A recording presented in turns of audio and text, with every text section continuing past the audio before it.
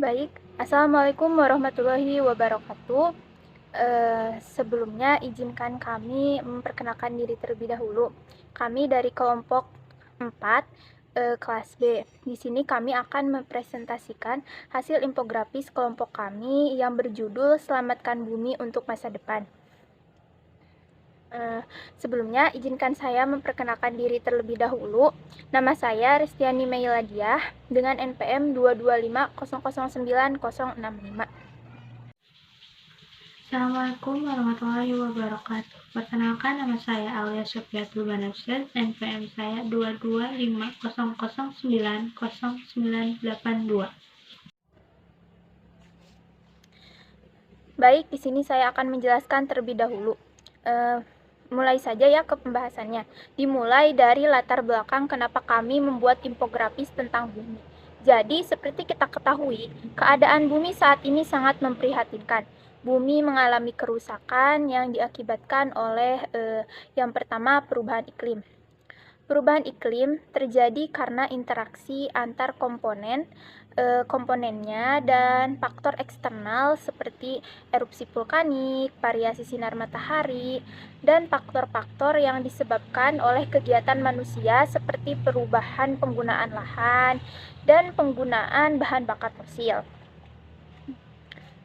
Dampak dari perubahan iklim adalah menurunnya kualitas dan kuantitas hutan, berkurangnya area pertanian, menurunnya produktivitas pertanian, menurunnya kualitas air, kemudian meningkatnya wabah penyakit, dan lain sebagainya. Lalu yang kedua yang menjadi penyebab kerusakan bumi adalah pemanasan global. Pemanasan global adalah fenomena perubahan iklim drastis akibat kenaikan suhu rata-rata pada atmosfer, laut, dan daratan. Kondisi ini bisa membuat lapisan ozon kian menipis. Tak hanya itu, pemanasan global juga bisa meningkatkan risiko masalah kesehatan seperti alergi, infeksi, saluran pernapasan akut, dan wabah penyakit menular. Para ilmuwan menyimpulkan penyebab utama pemanasan global adalah efek rumah kaca.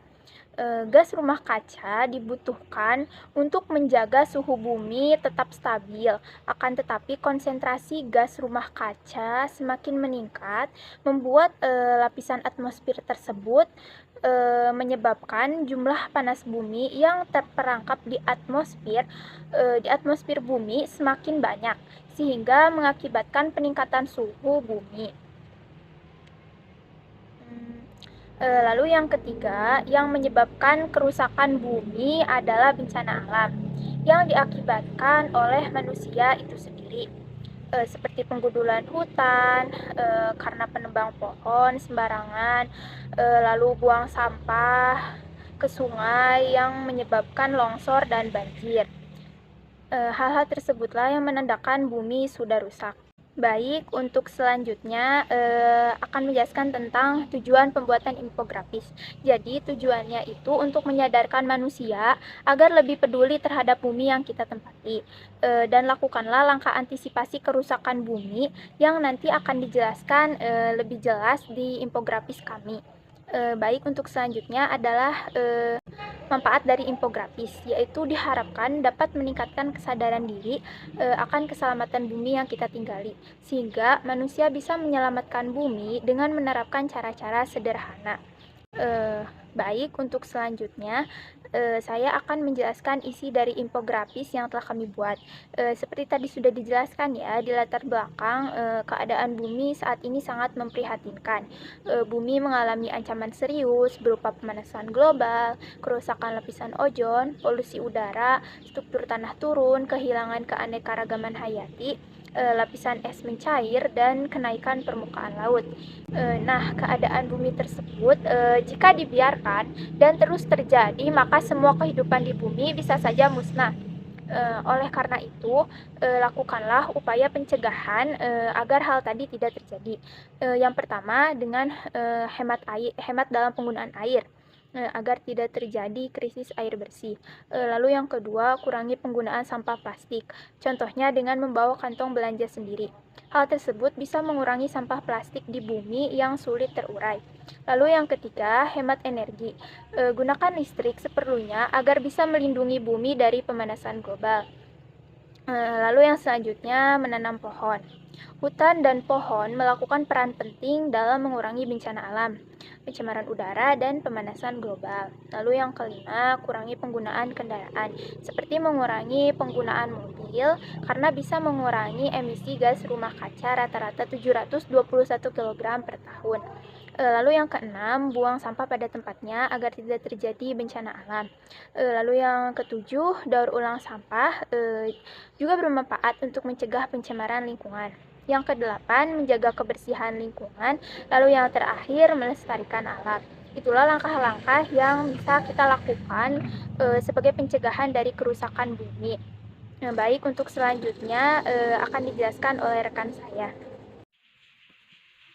Di sini saya akan melanjutkan materi yang tadi disampaikan oleh teman saya, yaitu saya akan menjelaskan solusi. Yang pertama, ada tenaga air. Tenaga air adalah satu di antara sekian banyak sumber energi terbarukan yang telah banyak dimanfaatkan untuk menggantikan energi fosil. Air sifatnya terus-menerus bergerak.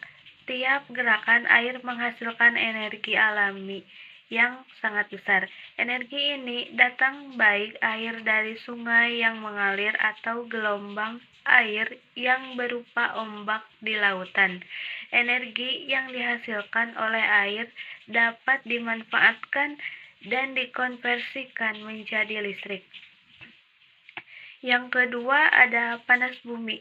Energi geo atau bumi termal atau panas berarti memanfaatkan panas dari dalam bumi, sumber energi terbarukan yang berasal dari dalam inti atom.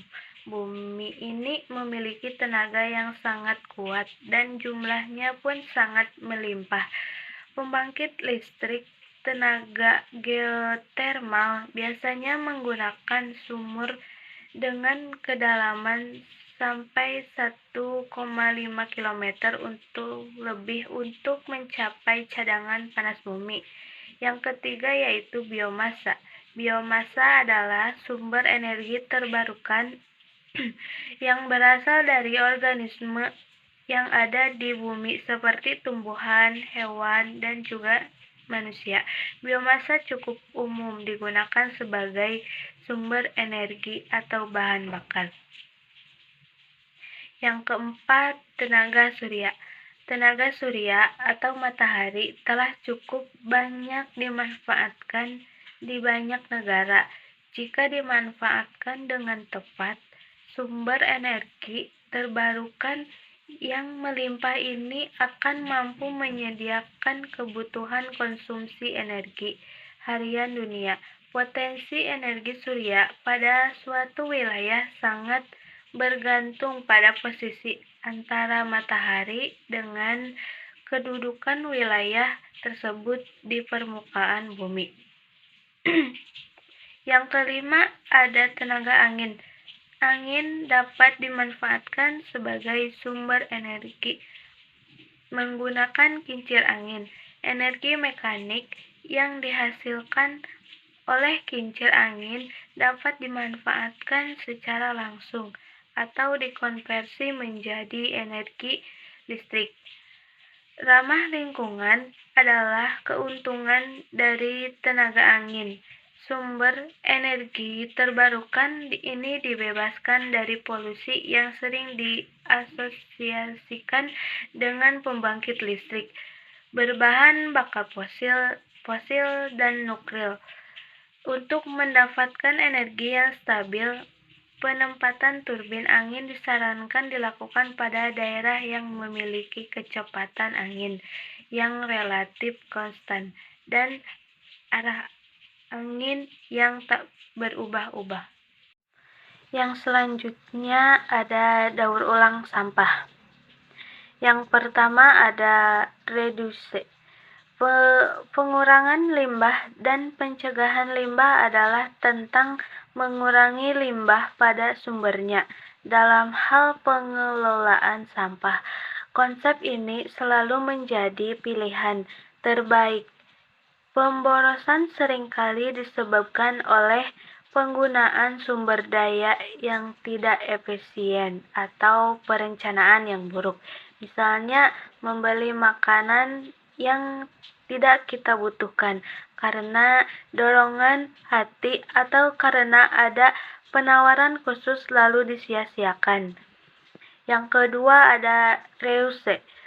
Penggunaan kembali berarti menggunakan produk lebih dari sekali, baik untuk tujuan yang sama, misalnya botol susu kaca yang dapat digunakan kembali, atau untuk tujuan yang berbeda, seperti toples selai bekas untuk menyimpan makanan, memperbaiki produk, menjualnya atau menyumbangkan ke kelompok amal atau komunitas juga, termasuk ke dalam reuse. Yang ketiga ada recycle. Daur ulang adalah cara untuk mengelola bahan limbah setelah dihasilkan jika tidak dapat digunakan kembali. Ini mencegah sampah dikirim ke TPA dan membuat sampah menjadi barang atau produk baru. Daur ulang yang efektif mengharuskan kita untuk memisahkan sampah menurut bahan yang berbeda sehingga dapat didaur ulang secara efisien. Yang terakhir yaitu kesimpulan. Kesimpulannya yaitu menjaga bumi agar tetap stabil adalah tugas utama kita sebagai makhluk hidup. Lakukanlah dimulai dari diri sendiri dengan cara sederhana yang bisa diterapkan di rumah. Sekian materi yang kita sampaikan, selebihnya mohon maaf. Wabillahi taufiq wal hidayah. Wassalamualaikum warahmatullahi wabarakatuh.